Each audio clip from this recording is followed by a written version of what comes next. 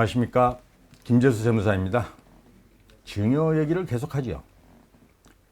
인간이 경제활동을 하는 이유는 우선적으로 생존을 위한 것이겠지만 먹고 사는 의식주가 해결된 후에도 더 일하며 재산을 축적하는 것은 만일의 경우에 대비한 준비라고 설명할 수 있을 거고, 매슬로우 박사가 말하는 자아 성취를 위한 것이라고 말할 수도 있고, 아무튼 각 개인의 성향에 따라 여러 가지 이유가 있을 수 있겠습니다만은, 자신의 후손들에게 보다 나은 삶의 여건을 만들어주고 싶은 욕망도 큰 부분을 차지할 것입니다. 100세 시대라고도 하기도 하고 60 청춘이라고 하기도 하지만, 여하튼 인간의 수명은 한정이 있는 것이고, 그 삶이 끝나는 시점에서는 누군가 남겨진 가족에게 그 재산을 넘겨주게 되어 있고, 이것을 상속한다, 상속받았다 라고 합니다. 그런데 상속의 경우는 사망자 본인의 의사에 결정된다는 것은 희박한 일입니다. 따라서 상속의 세무계획에는 언제나 불확실성이 존재합니다. 이러한 상속의 가변성 때문에 사전 증여 같은 장기적인 세무계획이 필요한 것이죠. 증여 얘기한다면서 웬 상속 얘기냐 하는 것은 1차적으로 이런 관점에서 증여를 봐야 하기 때문입니다. 증여라는 법률 행위 자체가 증여자와 수증자의 증여 계약에 의하여 증여 목적물을 이전시키는 행위입니다. 따라서 어떠한 재산을 이전시킬 것인지, 어떤 시기에 증여를 할 것인지, 증여 조건은 무엇인지 증여자나 수증자가 사전 계획하여 본인의 의사에 대한 결정을 내릴 수 있어 상속보다는 텍스 플래닝이라고 할까요? 기본적인 전략을 세우기 쉽기 때문에 선호되는 것입니다. 증여의 세무계획을 수립하는 가장 기초적인 것은 먼저 대상 자산의 파악, 그리고 가족 구성 상황, 피상속인의 건강 상태, 그리고 관련 세법의 이해라는 전제에서 출발하게 됩니다. 예를 들어 재산이 5억이 있는데 본인이 사망하게 되면 상속세가 부과되는 줄 알고 먼저 증여해서 증여세를 납부한다면 바보 같은 일일 겁니다. 왜냐하면 상속 공제는 배우자가 자녀가 살아있다면 10억, 배우자가 없어도 5억이 기본적으로 공제되기 때문에 상속인들은 취득세 등만 제외하면 내야 할 세금이 하나도 없기 때문입니다. 증여에 대해 차분히 살펴보려 했는데 말이 앞질러 갔네요. 일반적으로는 상속에 대비한 증여보다도 현재 자녀에게 준 것 또는 줄 것이 어떤 경우에 증여 문제가 생기는가 하는 것이 더 궁금하겠죠. 하나씩 얘기해 보겠습니다. 코로나19 때문에 결혼 청첩이 그야말로 확 줄었습니다. 잠잠해지면 가을엔 쏟아질 것처럼 보입니다. 결혼 축의금은 증여세 대상일까요? 일반 서민들이야 축의금이 결혼식 비용으로 충당되는 선에서 끝나기도 하니까 신경 쓸 일이 아니지만, 사회적 지위가 높거나 살면서 열심히 인간관계에 공들인 분들은 자녀 결혼에 많은 축의금이 들어올 수 있지요. 30년 전에 결혼한 연희동의 모 전직 대통령 장남의 결혼 축의금이 13억이었다니까. 그걸 지금 가치로 환산하면 얼마인가요? 듣기로는 그분도 인간관계에 공을 많이 들이는 분이라고 들었으니까 그 정도는 약수할 수도 있겠습니다. 축의금 규모가 이렇게 되면 말이 다르지요. 현행법, 즉 상속세 및 증여세법 제46조 5항에서는 혼주나 결혼하는 당사자가 받는 축의금은 증여세를 부과하지 않는다고 하고 있습니다.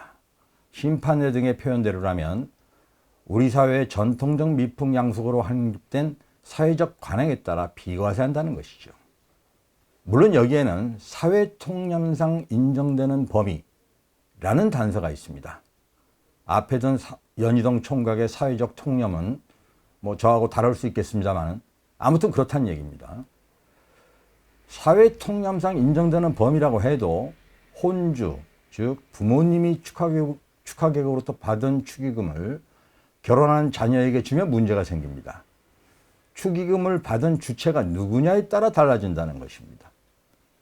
하객의 축의금이 신랑 신부에게 직접 관련된 것이라면 문제가 없지만, 혼주와 관련된 축의금은 혼주의 것이므로 그 축의금이 결혼 당사자의 것임을 명백히 밝히지 못한다면 그 축의금을 혼주가 결혼하는 자녀에게 주는 것은 증여로 봐야 한다는 것이 국세청의 입장입니다. 참고로 자녀 결혼 시에 일상생활에 필요한 가사용품을 사주는 것은 비과세지만 호화 사치용품이나 차량을 혼수용품으로 준다면 증여세 과세 대상으로 봅니다. 10여 년 전에 아버지의 부동산 양도대금 사용처 소명 요구 중에서 아들의 결혼 혼수 비용으로 2억 원을 썼다고 해서 본권 외에 아들에 대한 증여 문제가 발생했는데 아들은 상증세법 시행령 35조에 혼수용품으로 통상 필요하다고 인정되는 금액은 비과세한다고 되어 있는 내용을 들어서 증여세 과세가 부당하다고 불복 청구했지만 기각당했습니다.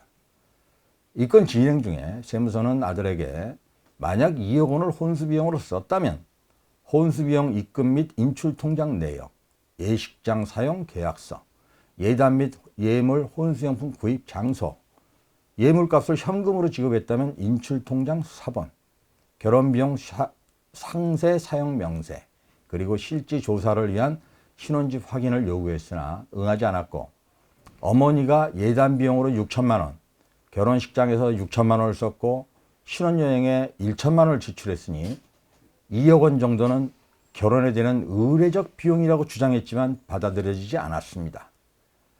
아직 제 애들을 혼인시키지 못해서 이 비용이 의례적인지 모르겠습니다만 아무튼 관련 증빙을 제시하지 못하다 국세청은 한국소비자보호원의 우리나라 평균 결혼 비용 통계를 가만 인정할 수 없다 한 것입니다.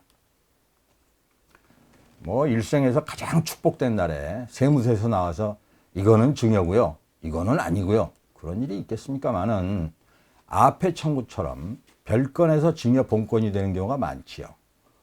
축의금도 나중에 자녀가 주택 같은 부동산을 구입하게 되어 세무서에서 그 자금 출처를 소명하라고 했을 때 그중 일부가 결혼 축의금이라고 하면 문제가 발생합니다. 축의금에 대한 대부분의 심판례는 이 부분에서 생긴 것입니다.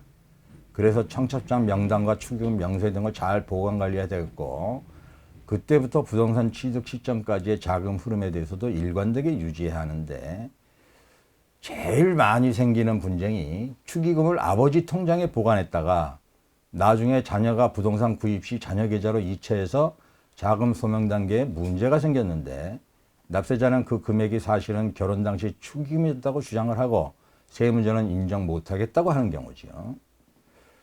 결혼식을 12월 1일에 했고 결혼식 비용 지급한 후에 12월 3일에 축의금 잔액을 아버지 통장에 입금했다가 12월 5일 아들 통장에 이체해서 이것을 세무서가 증여다 하고 과세했는데 불복 청구를 하여 증여세 과세 금액에서 제외한 사례가 있긴 있습니다만은 비슷한 경우에 금액이나 부모 통장에 머문 기간이 문제가 되어 세무서의 과세가 적법하다는 결론이 대부분입니다. 타이틀을 열쇠 시세라고 하니 무슨 뜻이냐고 묻는 분들이 있습니다. 제가 10여 년 전에 책을 한 권 써서 출판했는데 그 책 제목이 열나는 세금, 시원한 세금입니다. 그것을 줄임말입니다. 세상에서 사람들이 가기 싫어하는 세 가지 장소, 치과, 경찰서, 그리고 세무서지요. 치과는 그렇다 치고 경찰서는 죄 안 지면 갈 일 없지만 세무서는 피할 길이 없습니다. 세무서에서 편지 받으면 군대 간 아들 편지하고는 다르지요. 아드레날린이 생기면서 흥분되는 건 같은데 방향이 반대지요. 열나는 세금을 조금이라도 식혀서 시원하게 하자는 마음에서 열쇠 시세 김재수입니다.